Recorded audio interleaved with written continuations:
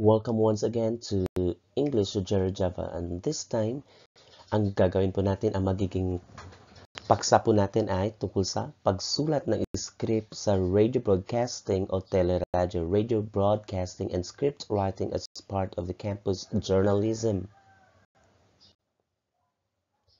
Ano nga ba ang radio broadcasting? Ang radio broadcasting ay isang paraan upang mapadalhan ng impormasyon ang mga tao tungkol sa mga isyo o balitang panlipunan at iba pang makabuluhang pangyayari. It is a mass medium. Ano naman ang script sa radio broadcasting? Ang script o script para sa broadcasting o teleradyo ay manuskrito ng gagawa ng isang announcer o tagapagbalita sa isang programa sa radyo. Sino-sino ba ang bumubuo sa radio broadcasting na team para sa ating DSPC, RSPC at NSPC, sa ating school's press conference?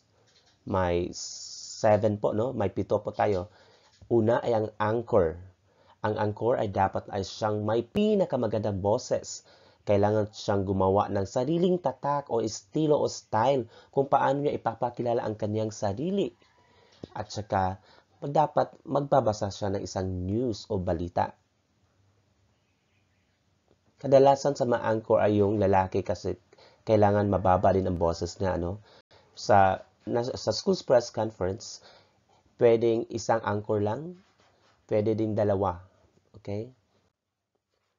News presenters, 2 o 3 news presenters na siya magbabalita ng ating national, local, international news, sports news, and then showbiz news. Dapat ang news presenters ay matured ang boses. Para sa sports news presenter, dapat lalaki. Oh? It is suggested na kailangan lalaki siya, no? And then para naman sa entertainment o showbiz, kailangan babae ang magiging presenter na pipiliin. Technical applicator. Siya ay may angking galing na maghanap ng music o background o bed sa bawat balita. Ang technical applicator po, wag niyo po siyang bigyan ng iba pang role o trabaho o task sa team. Focus lang siya dapat sa kaniyang pagmimix ng sounds, no, o ng ating bed, sound effects. Kailangan din po kasi naka-timing ang kanyang music sa binabalita. Then, kailangan meron kang infomercialist. Okay, na kaya niyang baguhin ang kanyang boses ayon sa karakter niya. Siya po ang magagawa ng kwento at saka ng mga roles, ng dialogues.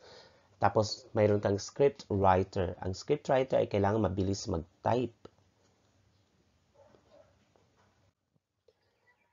Okay, ang format ng script, ang size po niyan, ang ating is A4 na bond paper. Tapos ang font style na gagamitan ay Arial. Ang font size ay 12. Tapos ito po dapat ay double space. At nakalagyan din ng page number. Ano ngayon na makikita sa script? Sa taas po na bahagi ng script ay kailangan nandyan ang heading na kung saan nakalagay din ang news program. Halimbawa, Dasma News. Yan ang pangalan po ng yung news program. Airing time. Halimbawa dyan, 5 minutong balitaan. How many minutes? Ilang minuto ka ba dapat magtatagal dyan? Sa ating press con, 5 minuto yan. Date o petsa kung kailan ginawa ang script. Tapos yung station ID, DZBB, DZBB. Halimbawa, 20.10. Okay, sa Luzon, if you are in Luzon, ang kanilang station ID ay DZ. Z. For Visayas, DY. Y. For Mindanao, DX. X. At tapos, page number, pahina 1 ng, if there are 6 pages, so pahina, page 1 of 6, page 2 of 6, page 3 of 6. Yan, top right, sa bandang taas po, kanan ng papel, ang heading. Yan, ito po ay halimbawa ng heading. Top right, Ronda Balita, 5 minutong radyo balitaan, radyo NSPC, ika-15 ng Enero 2019, pahina 1 ng 6. Yan ang ating heading. Makikita yan sa top right ng bawat page. Andyan din po dapat ang body. Lahat ay nakasulat sa ang body ay especially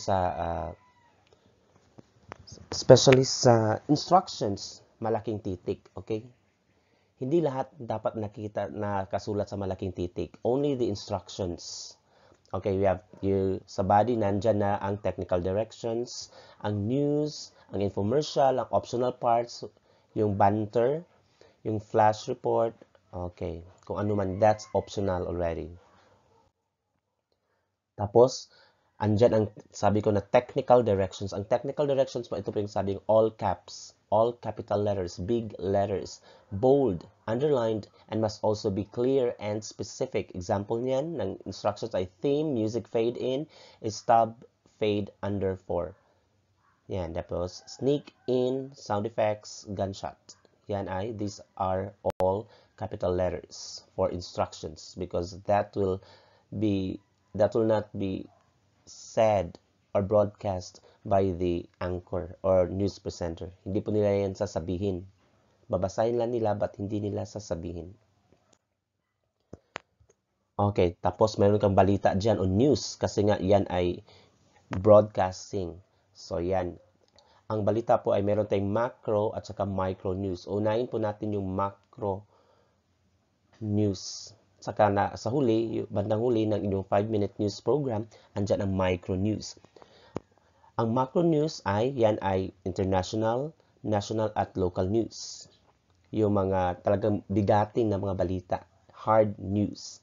Tapos then straight news. Tapos you have micro news, maliliit na mga balita, international news, sports at showbiz. Yung sports at showbiz kasi medyo not so serious, okay? Medyo light. So you have there sa macro and micro news, may andyan yung internationals. International news po, pwede siya maging macro, pwede siyang maging micro news. Depende po. Paano malalaman na magiging macro siya? Ilalagay mo siya sa unahan. At sa paano po siya malalaman na micro? Ilalagay mo siya sa bandang huli ng iyong broadcast o ng script. Magiging macro news po ang international news na balita kapag ang balitang international yan ay may kinalaman ang Pilipinas, sangkot or it is related, okay, apektado ang Pilipinas. Yan ay magiging macro news yan. Magiging micro news, ang international news na yan, international balita, kung hindi affected, okay, hindi related sa Philippines. Hindi po tayo apektado, konektado. Okay, yan ay international news na magiging micro. Tandaan, ang pagkakaayos ng balita ay batay sa katanyagan, kalapitan, sa panahon. It should be the power of prominence, okay? Vicinity, tapos yung timeliness. Andyan din po dapat ang infomercial. That's informative commercial. Maaring tumalakay sa isyong panlipunan, pangkalusugan, pangkapaligiran o pampolitika. Binubuo ito ng dialogue at taglines. Taglines o yung ano ang leksyon, anong lesson, ano ang warning mo, what do you want people to remember. Tumatagal ito ng 1 minuto. Na hindi kailangan na mayroong 14 linya. Basta as long as hindi siya lalampas ng 1 minuto. Ang infomercial. Ito ang halimbawa ng infomercial. Andun pa din ang heading. Tapos yan, sound effects, happy sound. That's capital letters. Tapos jeepney yabang. Jeepney, yan ang role, no? Engine starts. Yan. Ito ay tungkol sa modernisasyon ng jeep. Okay, e-jeep. Modernization ng jeep. Yan. Yan, may barker, may pasahero. Nagdadrama sila dyan.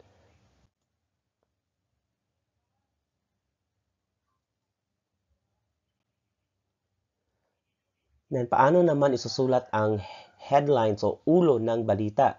So, we have the pattern SVDO, subject, verb, direct, object. 3 to 5 words lang po. Unahin ang ano o sino, who, what, so what. Yan. Ano o sino. Tapos one-line headline lang po. Halimbawa, Scratchers, sinilo ang number 2 berth sa playoffs. Yan. So, 3 to 5 words. Ano o sino. Tapos, yung direct object. Noun. Okay, huwag ka gumamit ng acronyms o apelyido na sa ulo ng balita na di alam ng lahat. Kasi yan sa copy reading and headline writing, no? Okay, kapag hindi sikat, hindi tanyag, hindi kilala ang tao, huwag po siyang i-mention dyan sa headline. Doon na po sa iyong body, sa lead. Okay? But sa kanyang title or headline, huwag po kapag hindi siya sikat. Okay? Ito ay isang maling halimbawa. Milan nagdesisyong di na magsasampa ng kaso laban sa Respat Gang. Hindi po kilala si Milan. Hindi siya sikat. Okay? Paano magiging tama po yan? Lalaki nagdesisyong makipag-areglo sa Resbat Gang. Saka po lang siya pangangalanan doon na sa iyong body, sa lead. Ang mga numero o numbers ay dapat isinusulat ng pasalita. Okay? Write in full. Spell out. Iwasan ang pagdadaglat or contractions ng mga salita. Halimbawa, GNG ginang, attorney, at iba pa. You have to spell them out. Okay? Otherwise, iba po ang pagbasa niyan. Isulat ang acronym sa kung paano ito basahin o sasabihin. Halimbawa, DepEd. Okay? Kaya maglalagay ka ng dash dyan between P and E kasi kung hindi ka maglalagay dyan, ang pagbabasa ng news presenter or anchor niyan, DepEd. Pati yan, D-E-N-R. So, bawat letter ng yung acronym ay naka-space. May space o yung gitling, may dash, D-E-N-R. Otherwise, kung hindi ka maglalagay ng dash, then R ang pagbabasa niyan. So, dapat may, kung paano mo siya sasabihin. Gumamit ng mga salitang madaling maintindihan ng mga tagapakinig. Okay? Your layman's term. Gumamit ng mga salitang makamasa. Huwag maging paligoy-ligoy sa paggawa ng script. Kasi nga, kung magpaligoy-ligoy ka pa, susobra ka sa 5 minutes. Minus din po yun. Unang pangusap, ilalagay o susulat mo po dyan ang pinakamalagang bahagi ng balita. Ano o sino, andyan po. Tapos, sa ikalawang pangungusap, 5 pangungusap lamang po yan. Sa ikalawang pangungusap na susuporta sa unang pangungusap. Okay, pwede mo nang ilagay dyan ang saan o kailan. Ikatlong pangungusap, karagdagang impormasyon na magpapatibay palalo sa detalye ng balita. Ika-4 na pangungusap, iba pang impormasyon na may kinalaman pa rin sa balita. Then, pang-5, magdagdag pa na may kinalaman pa rin. Ito ay halimbawa ng script sa balita. Blanco pa ang pulisya sa tunay na motibo sa pamamaslang sa dating vice alkalde ng Sultan sa Barongues, Maguindanao na si Roger Lagawan Mamalo, 63 taong gulang. Ayon sa inisyal na report ng Tacurong Police, pauwi na ang biktima ng harangin at pagbabarilin na nag-iisang suspect gamit ang caliber 45 pistol dakong alas 8:20 ng gabi. Dagdag pa ng pulisya, nasa narco list umano ng Philippine Drug Enforcement Agency si Mamalo na naisugod pa sa paggamutan ngunit di na umabot dahil sa tinamong 4 na bala sa katawan. Samantala, nakatakas naman ang suspect gamit ang motorsiklo pagkatapos ng krimen. Yan. Andyan kompleto si Kados Buon. It's brief but short. It's brief but complete. Okay? Maliit lang, hindi po siya mahaba. Maikli lang po siya pero kompleto. Ayun, nandyan po ang who, what, when, yung 5 W's and 1 H, no? Ang who, what, when, where, why, how, andyan po kompleto. Ito ngayon ang mga halimbawa ng script sa radio broadcasting o teleradio. Yan, andyan yung heading sa taas, top right, then instructions, tapos sasabihin ng anchor, sa ulo ng mga nagbabagang balita, yan. Nagsimula po sila agad sa ulo ng mga nagbabagang balita, headlines. Kasi yan ay importante. Headlines sila agad. Tsaka pa sila magpapakilala si anchor. Ito ang style ito ng sa teleradyo talaga like sa sa TV Patrol, 24 oras. Ganito po ang style nila. Music fade up, fade to bed for headlines, anchor. Sa mga passport holders, tiniyak ng DFA na walang lalabas sa mga kinuha na passport data. Tingnan ang DFA, yung acronym po. May dash po sa tapos sound effects, anchor, Yan ay, binabasa ko po, pero yan po ay hindi dapat basahin ng Anchor. Okay? Estados Unidos na natiling pinagkakatiwalaang bansa ng mga Pilipino ayon sa Pulse Asia.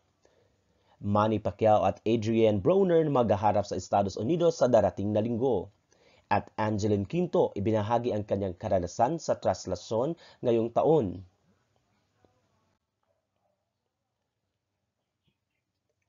Mas Santos sa Aga Pangasinan. Ako si Bernadette Beltran ang maghatid sa inyo ng pinakamainit at pinakasariwang balita.